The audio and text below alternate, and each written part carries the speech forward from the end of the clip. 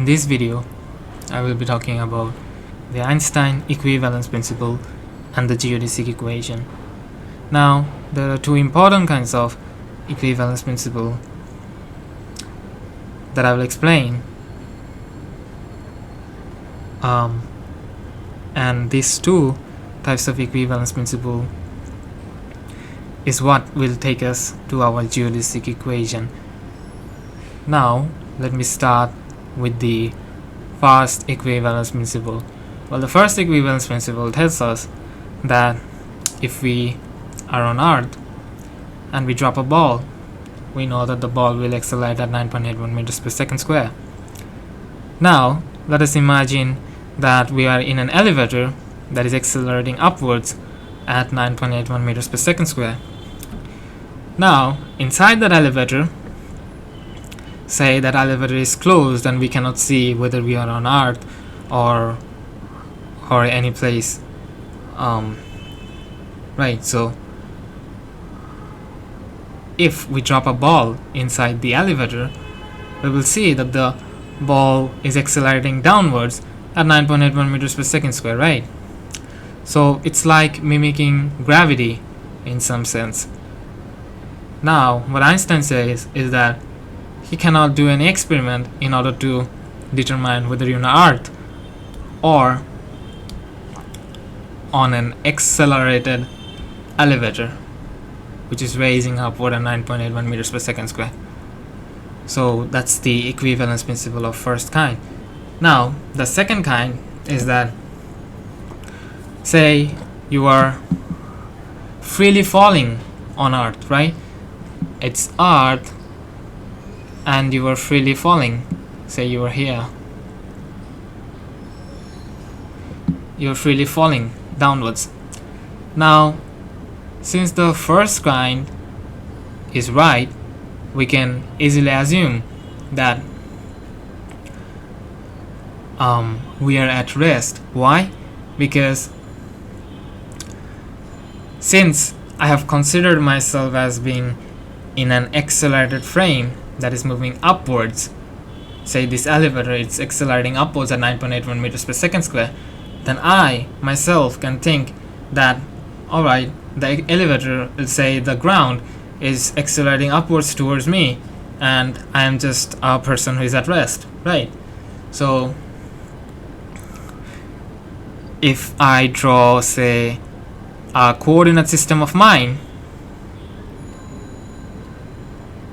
then that coordinate system would remain at rest respect to me.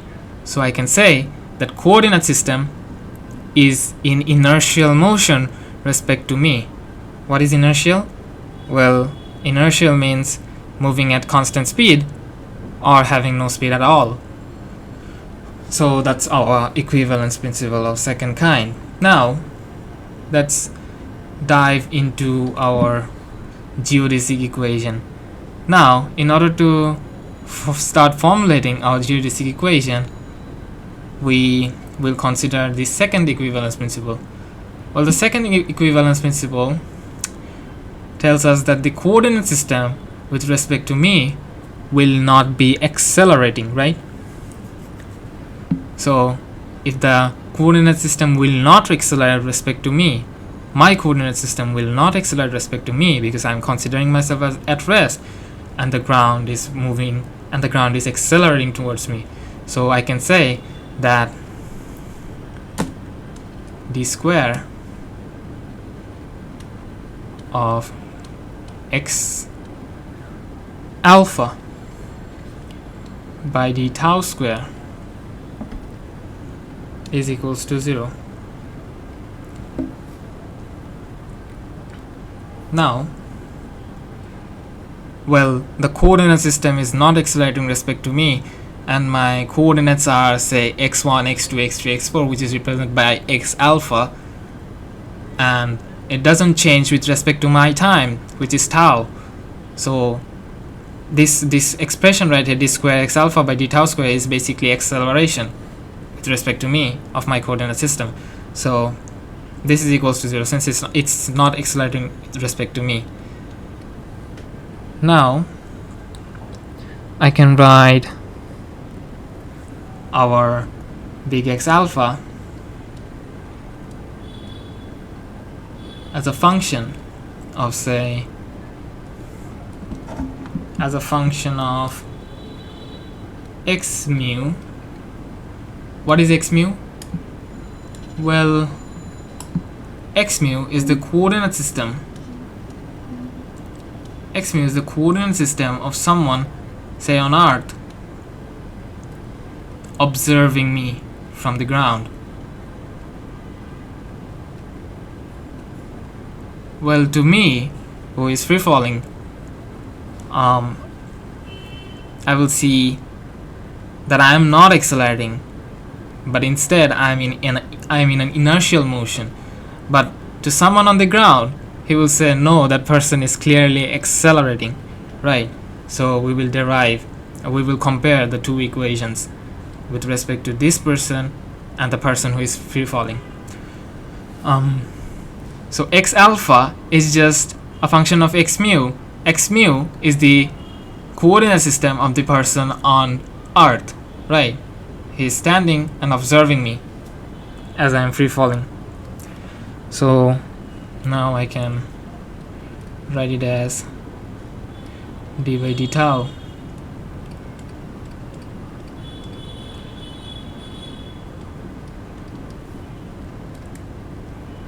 and I'll use the chain rule, which will become,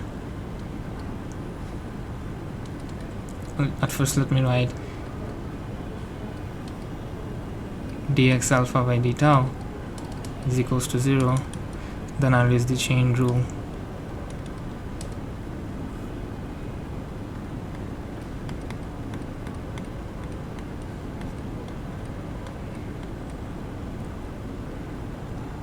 Dx mu by d tau. Right, now let's use the product rule of differentiation.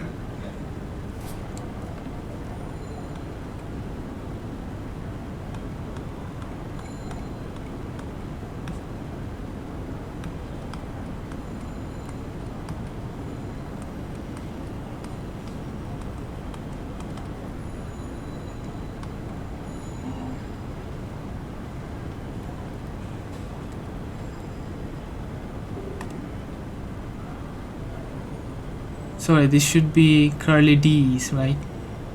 This should be curly D's right here. Why curly D's? Because x alpha is a function of x mu, and since we are differentiating with respect to time, I can say that we are partially differentiating x alpha with x mu, and then we are taking the time derivative of x mu, since x mu is only dependent on time, but x alpha is dependent on both time and x mu. Now this should be del square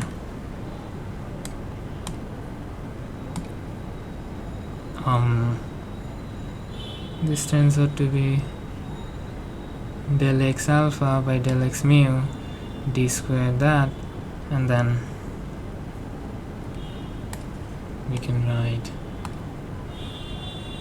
differentiate this. It will become dx mu by d tau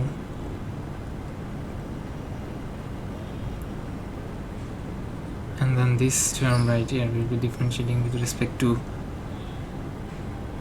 tau.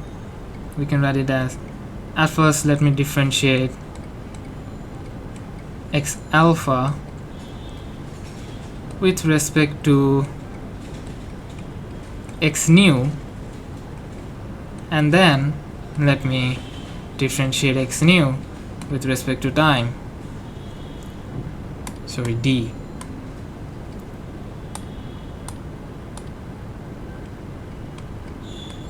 Dx nu by d tau.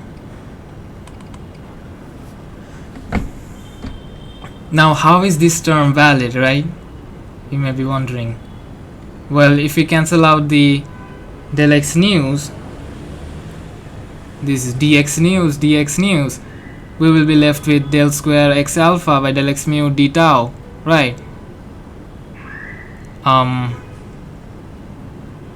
So we get back to our original thing, right? If we differentiate this term right here, we would say, oh, this should be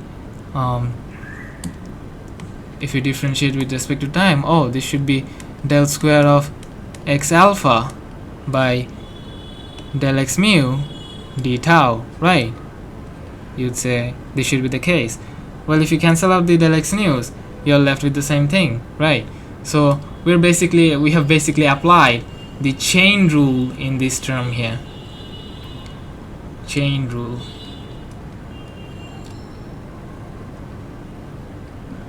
And you may be asking, why did we differentiate with respect to x nu? Well, it's because we don't want to repeat our dx mu's, this curly dx mu term. If we differentiated with x mu, this would have become del x mu whole square. We don't want that in our equation, right? Which is why we have applied that. Now we can multiply this whole equation by del x lambda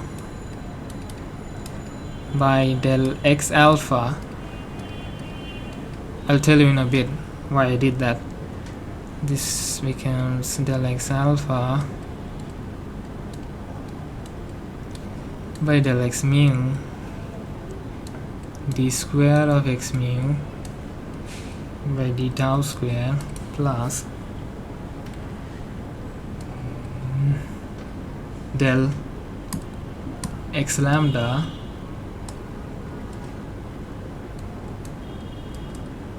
by del x alpha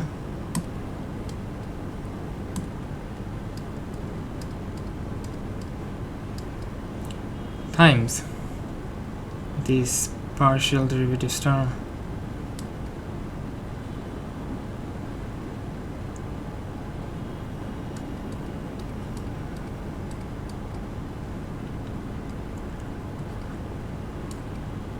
Del x mu, del x nu, and then we have dx nu d tau, which is equals to 0, right? Now this term right here, well, is just the Kronecker delta of lambda mu. Why?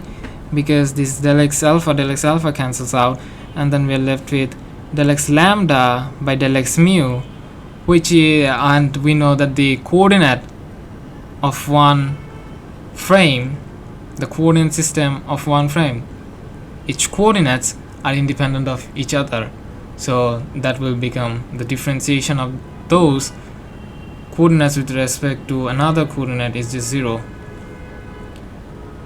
and this can only be 1 when lambda is equals to mu. So this is just basically saying Kronecker delta of lambda mu d square x mu by d tau square plus this thing right here is what I have derived in one of previous videos, which is called the Christoffel symbol of lambda mu nu, and then we are left with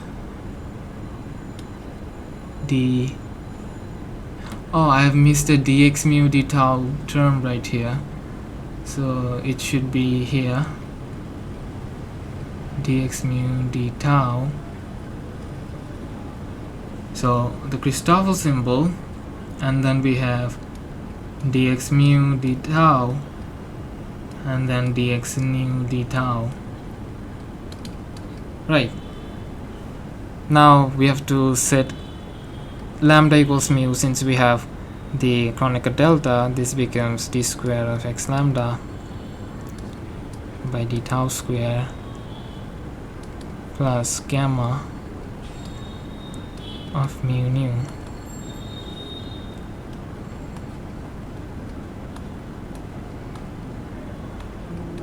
Dx nu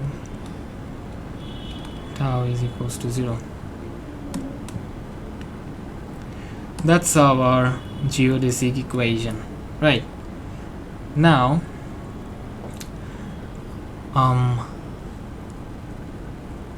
what does the geodesic equation tell us? Well, the geodesic equation tells us the motion, the path that a particle takes when it moves through space and time. Right. So now we will see what this gamma actually tells us. Well, we knew that gamma is something that when we differentiate our basis vector del E lambda del x j, so let's use mu, del x mu is just having components of lambda mu nu E nu.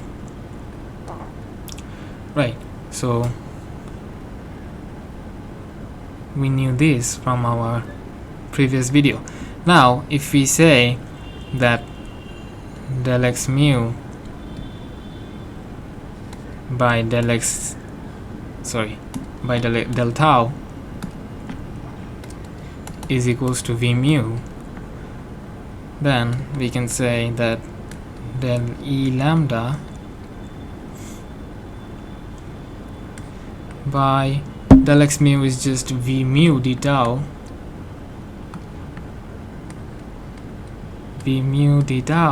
which is just the gamma of mu nu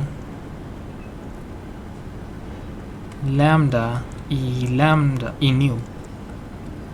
Right, this equation is tensorially correct, so this becomes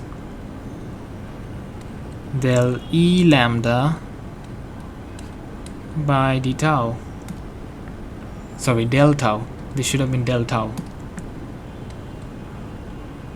Del tau is equals to v mu gamma of lambda mu nu E nu. Well, the Christoffel symbol tells us that our basis vector in curved space changes with respect to time. Right, if the Christoffel symbol actually has a non-zero value, then our basis vector changes. And when does it occur? Well, when the space is curved, our basis vector changes with time. But when the space is not curved, maybe our basis vector doesn't change with time. So let's just visualize this property of basis vector changing with time. Say a particle having its tangent space. What's a tangent space? Well, this tangent space is just tangent to the surface, to the curved surface the particle is moving. Right, and this space has as many coordinates that the particle is aware of. Now those coordinate system has a basis, right? Well, the basis, say E1, is just given by del x1, right?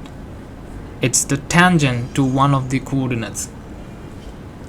Now the basis vector has its own direction, right? So we can say that basis vectors form up the tangent space of the particle at a particular instant. Now if the particle is moving, after some time it will arrive at this position, this new position right here. Now if the particle arrive at this position right here, we know from our equation that since the particle is moving at a certain velocity, it will arrive here and its basis vectors, these E2, E1s, will have changed. Now what does this equation tell us more? Well, it tells us that the more the velocity of the particle, the more the basis vectors will change. Alright, so that's all about the geodesic equation. In the next video we will be talking about this more about these Christoffel symbols, and we will look at how to describe covariant derivatives and so on. Alright, so see you in the next video.